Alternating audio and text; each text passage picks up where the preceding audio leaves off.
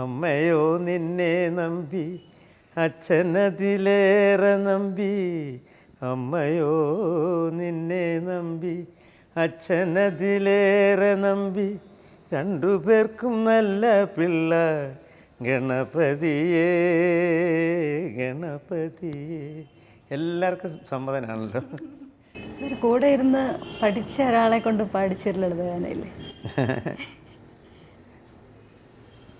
ആ ഉണ്ട്. ഘനശ്യാമ സന്ധ്യാതീരം. അതൊന്ന് പാടാവോ സാർ? അതിന് ഒരുപാട് കഥകളും കാണുമല്ലോ. എല്ലാ പാട്ടുകൾക്കും സാറിന് ചെറിയ കഥയുണ്ട്. അന്ന് യേശുദാസ് വളരെ ബിസിയായിരുന്നു. എങ്കിലും ഒരു എൻ്റെ നല്ല മനസ്സുകൊണ്ട് എന്ന് തന്നെ പറയാം. ഓടി വന്ന് അന്ന് ARലെ ഒരു രീതി എന്ന് പറഞ്ഞാൽ, ഞാൻ നേരത്തെ പറഞ്ഞല്ലോ, ഒരു ട്രാക്കേ ഉള്ളൂ. ഒറ്റ മൈക്കിൽ കൂടെ വേണം ഇതെല്ലാം വരാൻ. അപ്പോൾ ഒരാൾ ഫ്ലൂട്ടിരിക്കുന്ന സ്ഥലത്തുനിന്ന് സ്വല്പം അനങ്ങിയാൽ ഫ്ലൂട്ടിന് ശബ്ദം കൂടുകയോ കുറയോ ചെയ്യും. അങ്ങനെ പാടിയൊരു പാട്ടാണ്. ഘനശ്യാമസന്ധ്യ ഹൃദയം നിറയെ മുഴങ്ങി, മഴവില്ലിൻ മാണിക്യവീണ, ഘനശ്യാമസന്ധ്യ ഹൃദയം, നീരാഞ്ജന സമരുചിരം, നിരവധ്യമീ നടനവിലാസം, പകലുമിരവും പകരും പദചരണ ലയമേളം.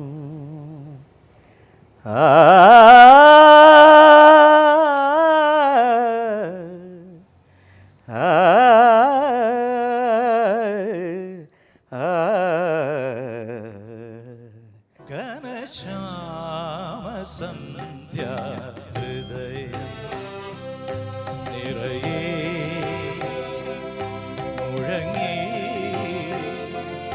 മഴവില്ലിൻ മാണിക്യവീണ, ഘനശ്യാമസന്ധ്യ ഹൃദയം.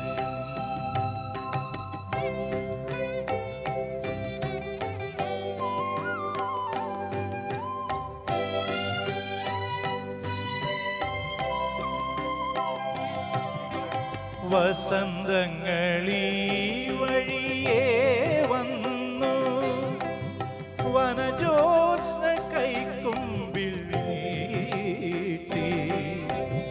വസന്തങ്ങളീ വഴിയേ വന്നു, വനജോത്സ്ന കൈക്കുമ്പിൽ നീട്ടി. പത്മ ചേച്ചി പാടാറുണ്ടായിരുന്നു? കോളേജിലേക്കുള്ള പാട്ടേ ഉള്ളൂ. പാട്ടുകാരുടെ ഇടയിൽ വന്ന് പിന്നെ പാടാൻ ഡാൻസ് പഠിച്ചിട്ടുണ്ട്. പിന്നെ ചിത്രം എഴുതാറുണ്ട്. എൻ്റെ ഒരു പാട്ടാണ് ഞങ്ങളുടെ ജീവിതത്തിലേക്കുള്ളൊരു വഴിത്തിരിവായത്. ആയിട്ടുണ്ട്, അതൊന്നും സമ്മതിക്കില്ല. പക്ഷേ അതെന്താണ് പറയൂ? അല്ല, ഒരു പാട്ട് അതിന് മുമ്പ് ഞാൻ ഒരു ചിത്രം വരച്ചിട്ടുണ്ടായിരുന്നു. ചേട്ടൻ്റെ വിശേഷ പ്രതി പറഞ്ഞൊരു പടം. അതെൻ്റെ ഒരു ഫ്രണ്ട് എന്ന് പറഞ്ഞാൽ നമ്മുടെ ബിച്ചു ചേട്ടൻ്റെ സുശീല ദേവിയുടെ അനിയത്തി ശ്യാമൻ്റെ വലിയ ഫ്രണ്ടായിരുന്നു. ശ്യാമ ഇത് തട്ടിപ്പറിച്ചുകൊണ്ട് പോയി ചേട്ടനെ കാണിച്ചു. അപ്പം ഇങ്ങനെ അറിയാം, ഞാനിങ്ങനെ ചില കാർഡ്സൊക്കെ പേര് വയ്ക്കാതെ അയക്കുകയൊക്കെ ചെയ്ത് അറിയാം. ഞങ്ങൾ രണ്ടുപേരുള്ളതുകൊണ്ട് ട്വിൻസാണ്. അപ്പോൾ ഒരുപോലെ ഇരിക്കുന്നുണ്ട്. ഇതിൽ ആരാണ് ചെയ്യുന്നതെന്നുള്ളതെന്ന് അറിഞ്ഞൂടാ. അവസാനം ഈ പാട്ട് അയച്ചു കഴിഞ്ഞപ്പം ഞാൻ ഇടയ്ക്കിടയ്ക്ക് ആകാശവാണി എന്തെങ്കിലും പരിപാടി അവതരിപ്പിക്കാൻ ഒരു കാരണം ഉണ്ടാക്കി പോവും. അവിടെ വെച്ചിങ്ങനെ കണ്ടപ്പോഴാണ് ഈ പാട്ട് ഞാൻ അയച്ചു എന്നുള്ളത് മനസ്സിലായി. പേര് വെച്ചിട്ടില്ല. അത് പറഞ്ഞു, ഇങ്ങനെ പേര് വെക്കാതെ പാട്ട് അയച്ചു തന്നാൽ പ്രക്ഷേപണം ചെയ്യാൻ പറ്റില്ല, ആ പേരും അഡ്രസ്സ് വേണമെങ്കിൽ ഞങ്ങൾക്ക് കോൺട്രാക്റ്റ് തരാൻ പറ്റും. അപ്പോൾ എനിക്ക് ആകെ വെപ്രാളമായി. ഏതായാലും അത് നമ്മുടെ ഉദയഭാനുചേട്ടൻ്റെ വൈഫ് വിജയലക്ഷ്മി ചേച്ചിയെ കൊണ്ട് പാടിച്ചു.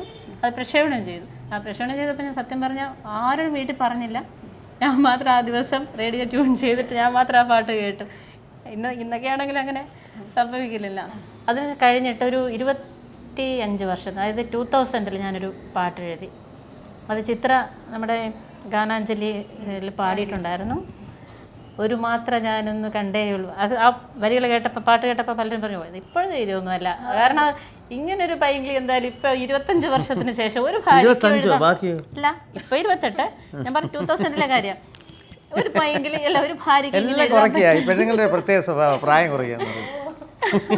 അല്ല, ഞാൻ 2000 എഴുതിയ പാട്ടല്ലേ. അപ്പോൾ ഒരു ഭാര്യയ്ക്ക് ഇങ്ങനെ എഴുതാൻ പറ്റില്ല 25 വർഷമൊക്കെ കഴിഞ്ഞിട്ട് അടിയൊക്കെ കഴിഞ്ഞിട്ട് ഇങ്ങനെ മനസ്സിലിങ്ങനെ ഒരു എന്തൂസിയാസത്തോടുകൂടി എഴുതാൻ പറ്റുന്നത് എന്തോ എഴുതി മനസ്സ് വേറെ മറ്റ് കാര്യങ്ങൾ വേറെ അല്ലേ